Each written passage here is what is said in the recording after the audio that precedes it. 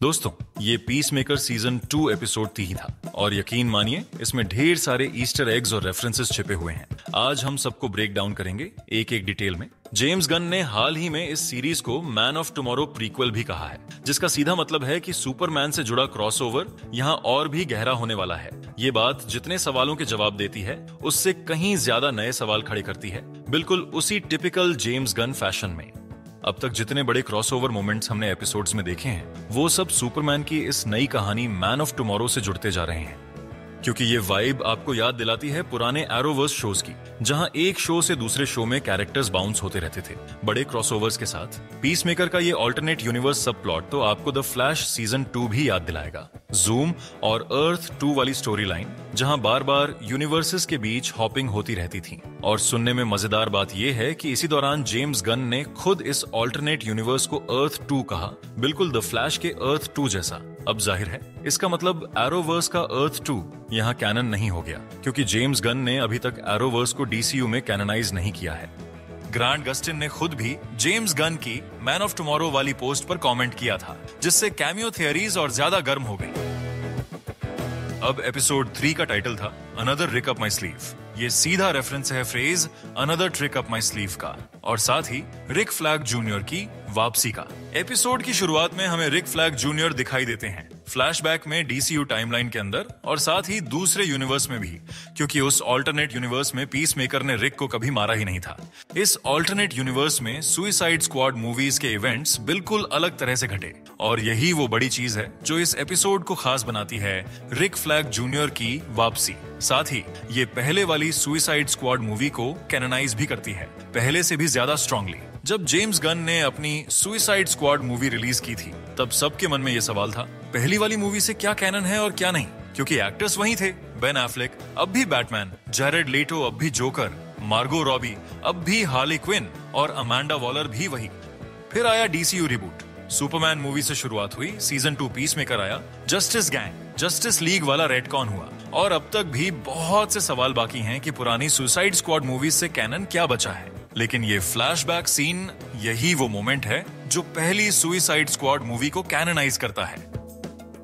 Episode की शुरुआत होती है 3 साल पहले के फ्लैशबैक से, हारकॉट और रिक फ्लैग की रिलेशनशिप के साथ। याद रखिए ये डीसीयू का सीन है, ऑल्टरनेट यूनिवर्स का नहीं, और ये लिटरली जेम्स गन की सुसाइड स्क्वाड मूवी से कुछ घंटे पहले सेट किया गया है, पहली सुसाइड स्क्वाड मूवी के बाद। यहाँ एक बड़ा रेडकॉन आता है, बैटमैन अब बेन एफ्लेक वाला बैटमैन नहीं है, ये एक नया बैटमैन है जिसे हम अभी तक मिले नहीं, और जेम्स गन साफ बोल चुके हैं आगे एक नया जोकर भी आएगा। हमें अभी तक ये भी नहीं पता कि मार्गो रॉबी दोबारा हार्ली क्विन बनेंगी या नहीं, या और कौन एक्टर्स वापसी करेंगे। लेकिन justice gang, justice league style में बस कुछ एक्टर्स स्वैप होंगे, बाकी सब कैनन वैसे ही रहेगा। सीन में हारकोट याद दिलाती है कि रिक फ्लैग अभी भी जून मून यानी एन्चेंट्रेस के साथ रिलेशनशिप में है। असल में वो हारकोट के साथ अफेयर में है और इसे छिपा रहे हैं। रिक ये भी कहता है कि अगर उसने जून मून से ऑफिशियली ब्रेकअप किया तो शायद वो फिर से फुल एन्चेंट्रेस बन जाए और अर्थ को फिर से खतरे में डाल दे। ये सीधा रेफरेंस है पहली सुसाइड स्क्वाड मूवी के उस giant beam in the sky वाले सीन का।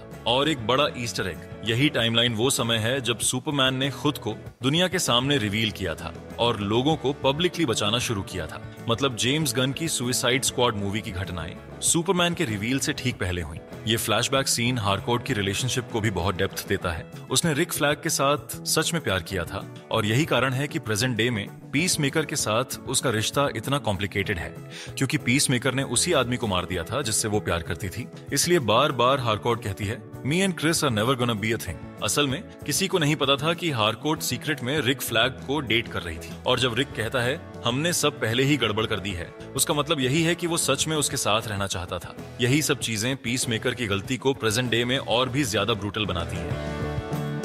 डेविड एयर का नाम भी नेचुरली निकल आता है। जी हाँ, वही डायरेक्टर जिसने पहली सुसाइड स्क्वाड बनाई थी। उसने कई बार कहा है कि उसकी आयर कट वर्जन एग्जिस्ट करती है, लेकिन जेम्स गन और वार्नर ब्रॉस का अभी उसमें कोई इंटरेस्ट नहीं है। कभी फ्यूचर में डायरेक्टर्स कट रिलीज हो जाए तो अलग बात है, लेकिन ऑनेस्टली चांसेस बहुत कम है। शायद हमें बैड गर्ल मूवी देखने को मिल जाए, लेकिन आयर कट शायद कभी नहीं। फिर हारकोट उसे रिमाइंड कराती है कि तुम्हें 2 घंटे बाद कॉर्टल मल्टीज जाना है, और वहीं से शुरू होती हैं जेम्स गन की सुसाइड स्क्वाड मूवी की घटनाएं, जहां पीस मेकर उसे मार देता है। एपिसोड के इंट्रो क्लिप्स में वो पूरा डेथ सीन फिर से दिखाया जाता है। प्रेजेंट डे में सीन शिफ्ट होता है दूसरे यूनिवर्स पर, जहां पीस मेकर हंगओवर है, अभी अभी डोरवे ट्रैवल करके लौटा है। उसका भाई कीथ सोचता है कि वो बस एक और बेंडर पर था। धीरे धीरे हमें ऑल्टरनेट यूनिवर्स वाले पीस मेकर की जिंदगी के बारे में डिटेल्स मिलती हैं। ऊपर से सब परफेक्ट लगता है, लेकिन असल में उसकी जिंदगी भी काफी मेस्ड अप है। उसके कमरे में छोटे छोटे डिटेल्स, पोस्टर्स और जोक्स सब हमें बताते हैं कि दोनों यूनिवर्सेस में फर्क है। जैसे भाई से बात करते वक्त पूछता है, रिमाइंड मी अगेन, कार्डाशियन वाली चीज क्या थी? और सबसे मजेदार detail, hair metal band poster में लिखा है pour some honey on me by Def Leppard, ना कि पोर सम शुगर ऑन मी जैसा हमारे यूनिवर्स में। तो दोस्तों, लगता है जेम्स गन इस ऑल्टरनेट यूनिवर्स वाली कॉमेडी को आगे आने वाले एपिसोड्स तक खींचने वाले हैं। ये ऑल्टरनेट यूनिवर्स वाला पीस मेकर पिल्स का एडिक्ट है, शायद आज भी, क्योंकि उसके ड्रॉर में छुपे हुए पिल्स हमें बाद में दिखते हैं। इस ऑल्टरनेट पीस मेकर की फैशन चॉइस भी काफी क्वेश्चनेबल है।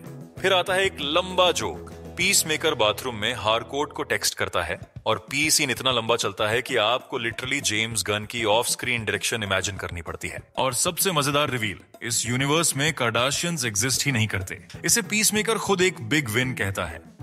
अब आते हैं उस मिस्ट्री जारहेड पर। फैंस थियरीज चल रही थी कि शायद ये ऑल्टरनेट यूनिवर्स वाला रिक फ्लैग जूनियर ही होगा, और इस एपिसोड में आखिरकार वो पे ऑफ मिलता है। कुछ और मजाक भी होते हैं, जैसे पीस मेकर कंफ्यूज होता है कि हारकोर्ट कहाँ काम करती है, आर्गस क्या है, और सबसे funny, where is my peace cycle. जी हाँ, इस ऑल्टरनेट यूनिवर्स में पीस मेकर के पास एक थीम्ड मोटरसाइकिल है। ये किसी बड़े कॉमिक ट्विस्ट से इंस्पायर्ड नहीं है, लेकिन डीसी कैरेक्टर्स में थीम्ड मोटरसाइकिल्स आम बात है, मोस्टली बैटमैन से जुड़ी। ये बाइक असल में एक कस्टमाइज्ड हार्ली है और दिखने में सच में काफी सॉलिड लगती है। इतना ही नहीं, मेकर्स ने सचमुच रियल हार्ली को मॉडिफाई किया है, जिसे जॉन सीना और उसके स्टंटमैन ड्राइव कर सकते हैं, और इसके साथ हथियारों का पूरा पेलोड भी आता है। ट्रेलर्स में हमने पीस मेकर को इस बाइक पर एक्शन सीन्स में देखा भी है, और आगे भी बड़े फाइट सीक्वेंसेस में ये बाइक जरूर नजर आएगी। जैसे जैसे पीस मेकर एक्सप्लोर करता है, उसे पता चलता है कि इस यूनिवर्स में वो एक सेलिब्रिटी है, उतना बड़ा नाम जितना वो डीसीयू में कभी नहीं था। डीसीयू में सब उसे मजाक समझते हैं, लेकिन यहाँ लोग उसे वर्शिप करते हैं। वो खुद कहता है, this is the best dimension ever.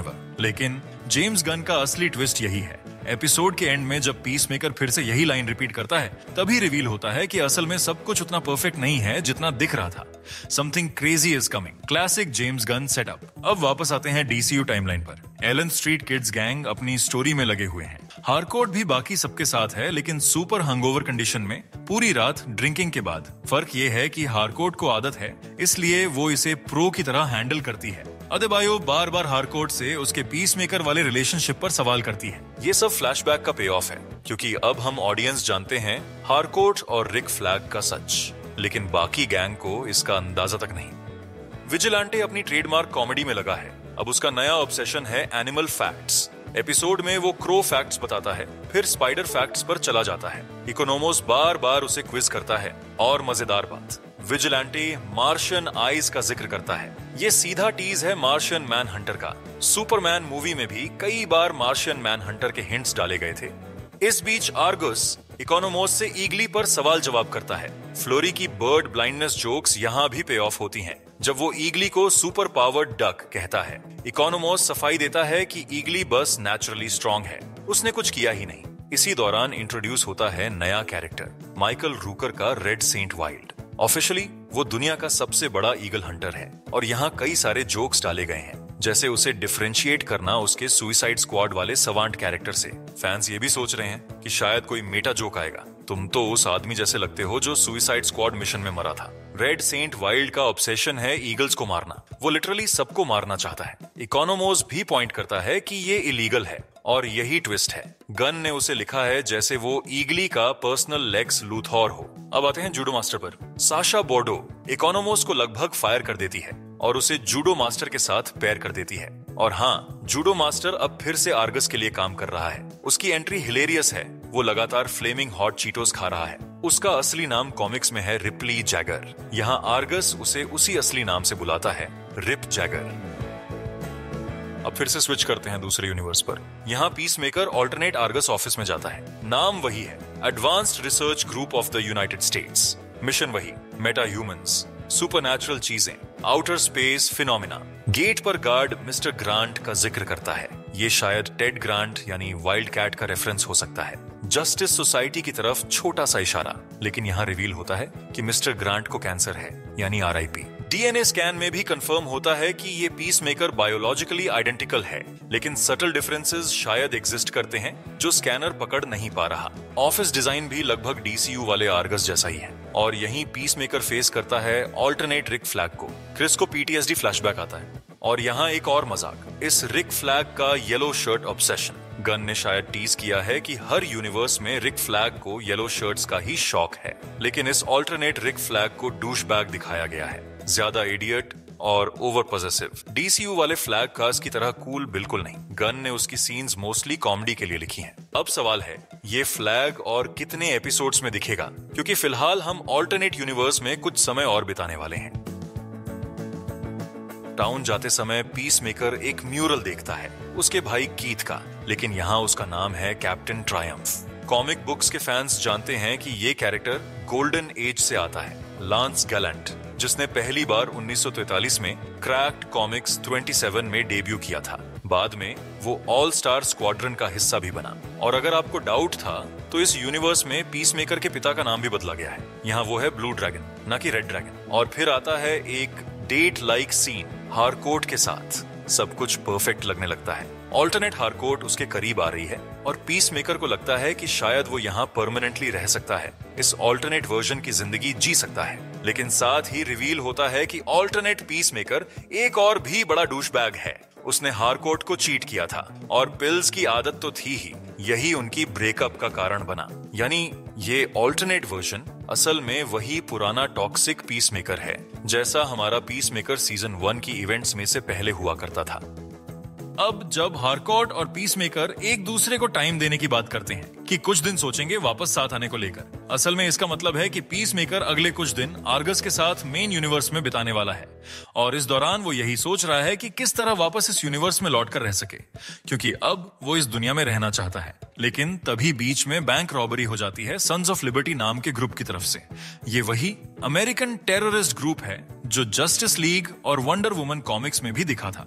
हाल ही में डेब्यू किया गया था, और वो बिल्कुल वही कर रहे हैं जो हमने कॉमिक्स में देखा, अमेरिका में धमाके और तबाही फैलाना। जब इनके ग्रुप में जेरी का जिक्र होता है तो ये सीधा रेफरेंस है जेरी ऑर्डवे को, जिन्होंने जस्टिस लीग कॉमिक्स में इस ग्रुप को बनाया था, और वही जेरी सुपरमैन कॉमिक्स के भी क्रिएटर्स में से एक हैं, जिन्हें जेम्स गन ने सुपरमैन मूवी के सेट पर इनवाइट किया था। अब बात आती है एक और सुपरमैन रेफरेंस की, माइटी क्राउड जॉइस का बिलबोर्ड। ये बैंड दूसरे यूनिवर्स में बहुत पॉपुलर है। जेम्स गन ने इन्हें क्रीचर कमांडोज और सुपरमैन मूवी में इंट्रोड्यूस किया था। ये सुपरमैन की फेवरेट स्का पंक बैंड है, और मजेदार बात यह है कि ये असली बैंड नहीं बल्कि गन की बनाई हुई फेक बैंड है। लेकिन गन ने इस फेक बैंड को इतना सीरियसली लिया कि उन्होंने इसके लिए असली गाने भी बनवा दिए। सीन में पीछे फेरी टेल्स पेट शॉप भी दिखता है, जो शायद क्रिप्टो द सुपर डॉग का छोटा सा रेफरेंस हो सकता है। साथ ही जिटर्स कॉफी शॉप भी दिखाई देती है। जिटर्स वैसे तो DC कॉमिक्स में कई बार मेंशन हुआ है, लेकिन फ्लैश टीवी शो में तो ये बहुत ही ज्यादा यूज हुआ, और ये रेलेवेंट इसलिए भी है क्योंकि जेम्स गन ने पीसमेकर की पिछली पॉडकास्ट में फ्लैश की बात की थी, खासकर ग्रांट गस्टिन की, जिनके वो बहुत बड़े फैन हैं। तो फ्यूचर में उनके कैमियो की चांसेस भी काफी बढ़ जाते हैं। पीसमेकर जब विलन से भिड़ता है तो साफ दिखता है कि ये यूनिवर्स वाला पीसमेकर वैसा नहीं है। वो इतना रेकलेस, बिना सूट पहने एक्शन में कूद पड़ने वाला इंसान नहीं था। लेकिन हमारा पीसमेकर, वो बिल्कुल भी सोच विचार नहीं करता और सीधे लड़ाई में घुस जाता है। और इस बार तो उसने विलन्स को क्रिएटिव तरीकों से साफ कर दिया। सबसे मजेदार था जब उसने एक को पेंसिल से ही खत्म कर दिया। कुछ छोटे ईस्टर एग्स भी थे, जैसे बॉम्ब को डिसार्म करने का सीन। उस बॉम्ब के सिर्फ 2 कंट्रोल्स थे, और पीसमेकर ने वायर्स खींचकर उसे डिसेबल कर दिया। नॉर्मली तो ऐसा काम कभी नहीं करता, लेकिन पीसमेकर के लिए यही तरीका सही है। फिर हमें उसका भाई भी दिखता है, कैप्टन टेरिफिक सूट पहनकर हेलीकॉप्टर को गिराते हुए। इससे साफ है कि उसका भाई भी बहुत पावरफुल है, और ये आगे चलकर बहुत बड़ी प्रॉब्लम बनेगा, क्योंकि सच्चाई सामने आ जाएगी कि असली पीसमेकर मर चुका है और ये बस उसका नाटक कर रहा है। एक और detail peacemaker best dimension ever कह देता है, वो भी हारकोर्ट के बिल्कुल कान के पास। अब सवाल ये है कि क्या हारकोर्ट ने ये सुना, और अगर सुना तो क्या उसे शक हुआ। धीरे धीरे इस यूनिवर्स के लोग सस्पिशियस होते जा रहे हैं, और ज्यादा देर नहीं लगेगी कि उसका सीक्रेट खुल जाएगा। एपिसोड का अंत होता है पीसमेकर के दूसरे हारकोर्ट को टेक्स्ट करने से।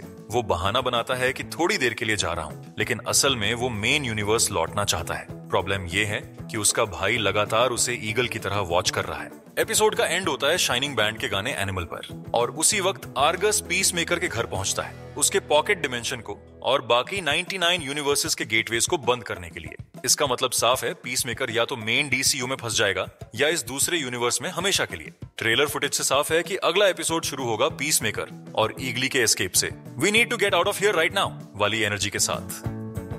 पोस्ट क्रेडिट सीन में भी मजेदार पे ऑफ मिला, विजिलेंटी का लॉन्गर वर्जन, जहां वो इकोनोमोस के बाथटब वाला पूरा फनी सीक्वेंस दिखाते हैं, जैसे क्यों उसने पैंट्स उतार दिए। इकोनोमोस पूरी तरह वियर्डेड आउट हो जाता है। गन के हर एपिसोड के पोस्ट क्रेडिट सीन्स इसी इम्प्रोवाइजेशन और मजाक पर बेस्ड होते हैं। तो दोस्तों, ये था पूरा ब्रेक डाउन। जेम्स गन ने साफ कर दिया है कि पीस मेकर की हर रेफरेंस ऑटोमेटिकली कैनन बन जाती है और सुपरमैन क्रॉसओवर आने वाला है बहुत धमाकेदार। आपको क्या लगता है आखिरी एपिसोड्स में कौन सा बड़ा कैरेक्टर कैमियो करेगा? कमेंट में बताइए। और हाँ, अगर ब्रेकडाउन अच्छा लगा तो लाइक, शेयर और सब्सक्राइब करना मत भूलिए।